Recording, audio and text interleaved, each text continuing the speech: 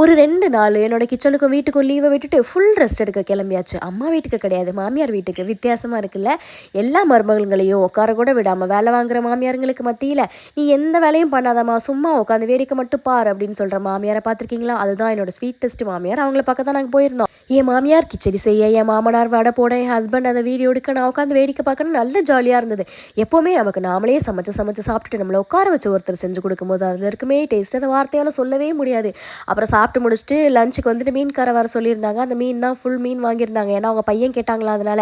அப்புறம் அதெல்லாத்தையும் சமைச்சு சாப்பிட்டுட்டு என் மாமியார் வந்து சொன்னாங்க, ஈவினிங் எங்கன்னா பார்க் போயிட்டு கொஞ்சம் ரிலாக்ஸ் பண்ணிட்டு வாங்க அப்படின்னு சொல்லிட்டு.